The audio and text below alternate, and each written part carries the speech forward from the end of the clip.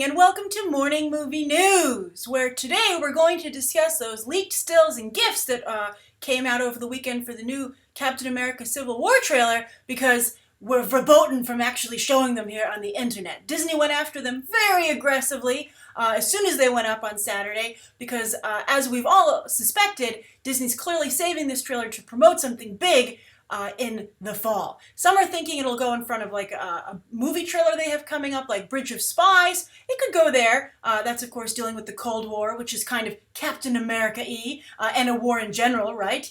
But also I think that it's probably going to go in front of maybe some new TV show on ABC, as has been the case with many trailers as of late. Disney's very good at using different parts of their empire to push other parts of the empire.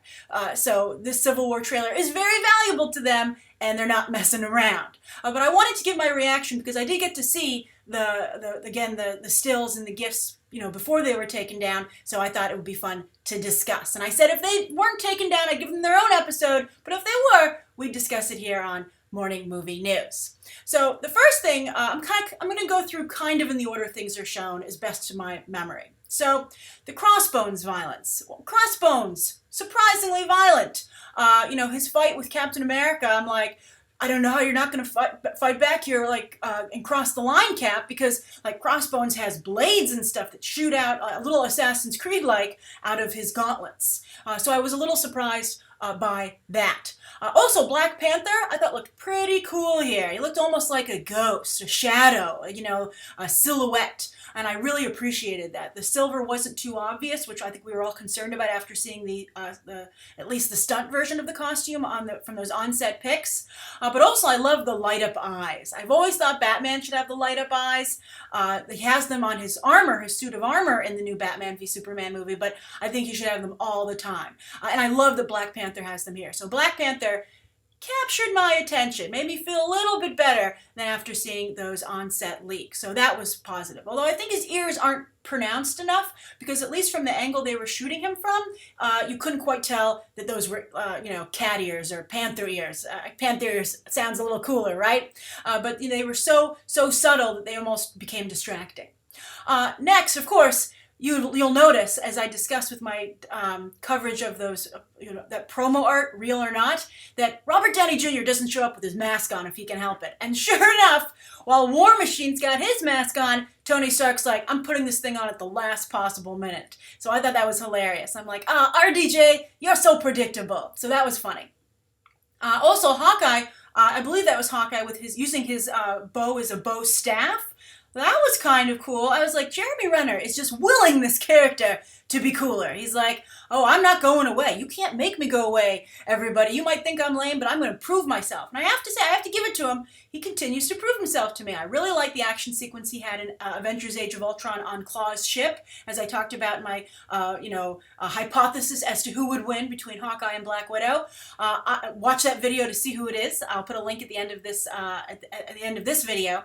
But I think that was cool, and I also think giving him a bow staff is kind of cool, right? I mean, if he runs out of arrows, let's give him something else to work with. So I like that, if it is indeed Hawkeye. I also liked seeing Scarlet Witch, with the team acknowledging that she is on that team instead of Agent 13, which again makes us think that other promo art, if not fake, was super early on in the process. So Scarlet Witch, so happy to see her included. Some people were like, why is she running in the back? And I have to say, I kind of felt that way too. I was like, why is she in the back? I'm so sick and tired of seeing the female character in the back or on the side. But I think some people were like, oh, it's a tactical choice or something. She doesn't need to be in the front. And I was like, okay. Also, sometimes I have to say, women are often slower than men, so maybe that's just as fast as poor Wanda can run. I also thought it would be funny as to where's Ant-Man during that, right? He's like, oh, guys, I can't keep up with you, or holding on for dear life onto someone's shoulder. I was like, oh, you should cut to that for sure. Because I have to say, maybe the GIF didn't do it justice, or the GIF, but they looked kind of silly running together in that shot. I mean, it was cool to see the group shot, but at the same time, it looked like a kids' live-action Saturday morning TV show, right? When they're like, oh, kids, look, we have kind of a budget for visual effects and stunts. And, for kids, it's like, oh, this is so much awesomer than I usually watch, et cetera, et cetera. Although today, I don't know if that would still be the case, but some people said it was looking super Power Rangers-y. So I was surprised. Maybe that's one of the reasons they wanted to take it down. Also, if that's where the big fight is at the airport, where there are no civilians, by the way, That is a huge change from the Civil War comic, but we're not even going to get into that now because there'll be plenty of time to complain about that later.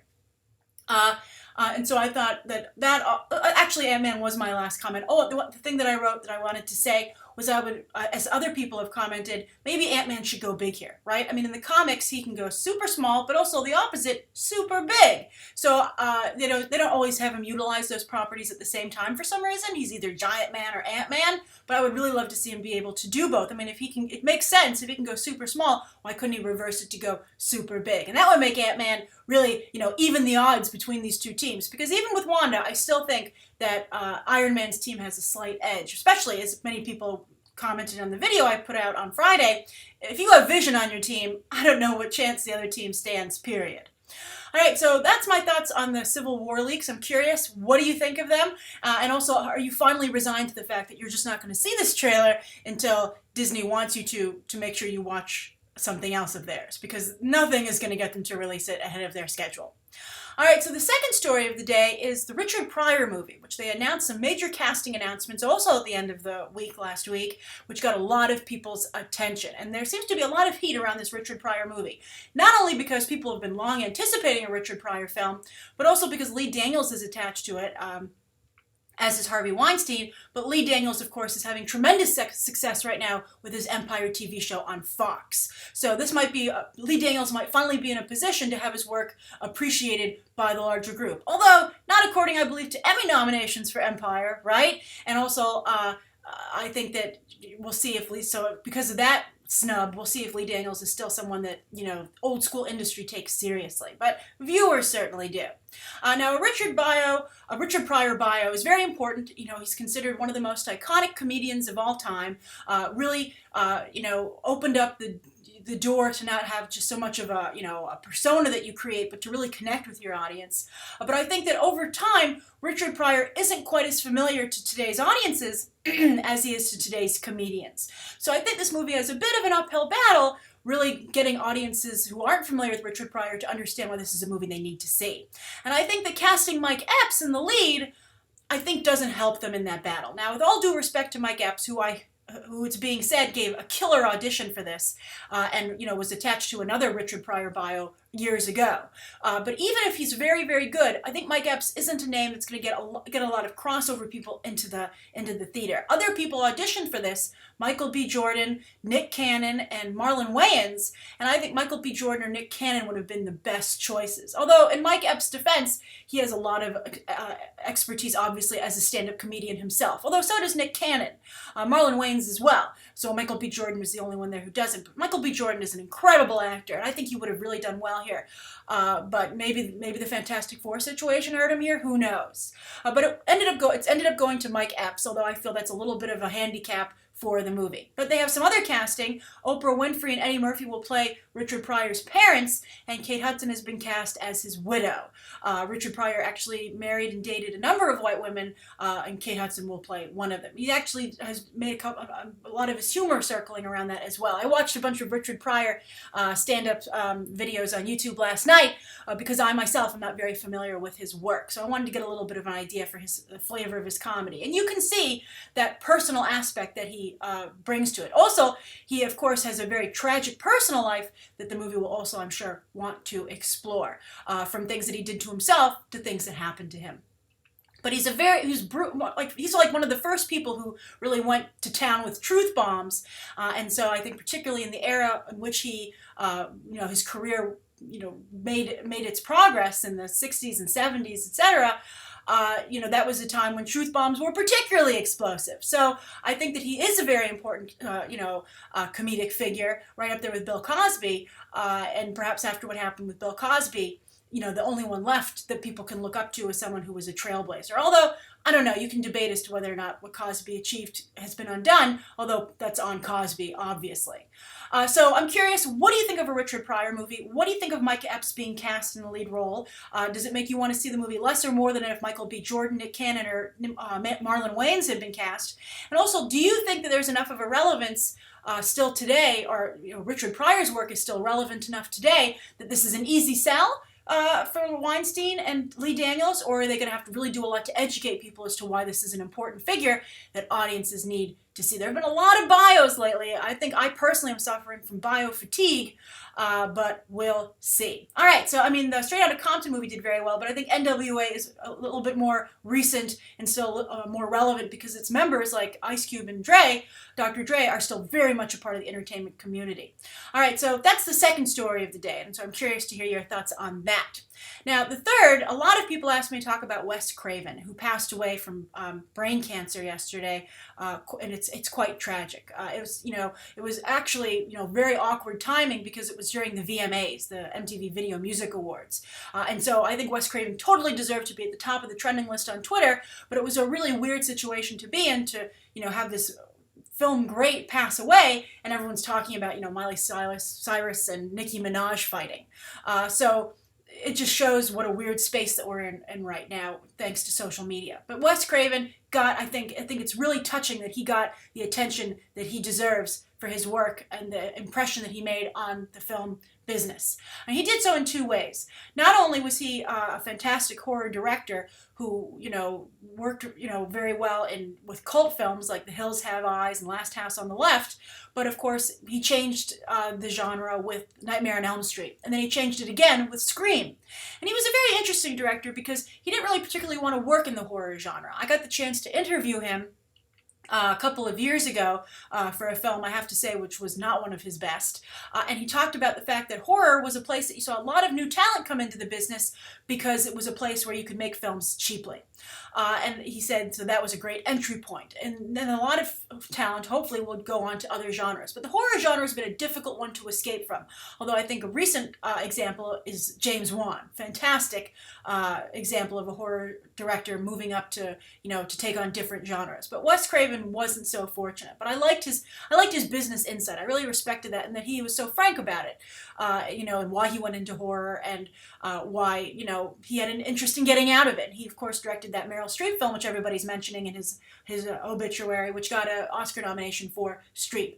And he did a couple of other movies, but horror was really where he had to stay. And he was a very prolific producer, even though he didn't always direct the sequels to the films like Nightmare on Elm Street and Scream. He was very involved in those franchises as they went forward in other ways. And he was involved in the Scream television show that's coming, I believe, to MTV. So I think that Wes Craven was not only a very talented individual, but I think he was a really honest snapshot of what it's like to work in the business at, a moderate level. I mean, he's certainly a named talent, but he never got to the heights of perhaps everybody aspires to. But he certainly made his mark, and I, again, appreciated his candor. And I have to say, even to the point where at the end of his career, you have a couple of movies he was phoning it in, and they were very poor, and you would watch them and you'd be like, I can't believe this is a Wes Craven movie, considering the talent that I've seen before. But he has two in particular exemplary pieces of filmmaking. Scream is probably one of the best horror movies ever made, and just one of the best movies in general. Incredibly brilliant, one of the first meta films to really come out to the mainstream. And then, of course, Nightmare on Elm Street, which is still an iconic brand today. So his contributions are quite impressive, and even though kind of had his heart set on getting out of the genre, he changed it forever, and I think it's where his legacy will lie. But Wes Craven, an absolutely wonderful individual and a real icon, not only in terms of his creativity, but also his business sense, and that he knew where he stood, and he knew where good inroads were, and he got to work in the film business and have the career that he dreamed of. All right, so those are the three stories of the day, and I'd be very curious, and I think it would be touching for you to share down below your favorite Wes Craven movies and why you liked his work so much. Mine would have to be Scream. I think the opening to Scream is still one of the best things ever done. I mean, Kevin Williamson should get credit as well, of course, for writing the screenplay, but Wes Craven really directed the hell out of that, and of course had a knack for casting, and as many are pointing out, also helped discover Johnny Depp by casting him in the original Nightmare on Elm Street. All right, so on to the viewer question of the day. This comes from Mockingjay73. And Mockingjay says, Grace, I have a question. I was scrolling on Tumblr and I saw a post about the movie About Ray. As you may know, Tumblr has many users, many of which are LGBT. Many of the people responding to the post were offended that there is a transgender being played by Elle Fanning. Do you think that not having a transgender play a transgender could overall hurt the film? I love the show. Keep making movies. Bunch of smiley faces. Ethan. That's a great question, Ethan, and I think that this is a hurdle that the transgender film movement is going to have to overcome. You have Jeffrey Tambor on Transparent on Amazon, you have Elle Fanning in About Ray, a movie which is coming out very soon, and then of course you also have Eddie Redmayne in The Danish Girl playing a transgender person as well. And then of course then there's a real transgender person, I think, which is making people feel that transgenders can play these roles, and that's of course Caitlyn Jenner, who is very much in the public eye, trying to break down barriers there. But I have to say that I do not think that a transgender should play these lead roles. I mean, I think maybe in About Ray they could have gotten away with it because, you have a discovery, you would find a new talent, and there are transgender actors working. Of course, for instance, I believe Laverne Cox on Orange is the New Black, and you have, I believe, a couple of other actors as well. And of course, there's that very famous transgender model right now from Eastern Europe, I believe like Andrei Pajic or something, who Sofia Coppola wanted to use in her Little Mermaid live action fairy tale for Universal, but Universal and her parted ways over creative differences. And who knows if that was one of the creative differences. I thought that was actually a pretty good idea there for casting, because it wouldn't have probably been a lead. Maybe she wanted someone else for the lead. She wanted Ethan Hawke and Uma Thurman's daughter for the lead, and that might have been a problem as well. But movies need to be sold not just on the concept and the talent behind the camera, but the actors in the film, right? So it's very hard for an investor to invest in a movie which doesn't have a named talent attached to it somewhere, which is going to not only bring in audiences, but generate press, right? That actor, it's part of their job, which is why it's so frustrating when actors complain about press, because part of their job is to do press and promote the movie. So I think the only way you could get a transgender actor in there in a lead role would be to have an amazing name behind the camera, someone who would really get attention, like a Christopher Nolan, a Quentin Tarantino, a Woody Allen, someone of that caliber, Alfonso Cuarón, Alejandro Inarritu at this point, those kind of name directors that people, like Ang Lee, people want to know what they're doing.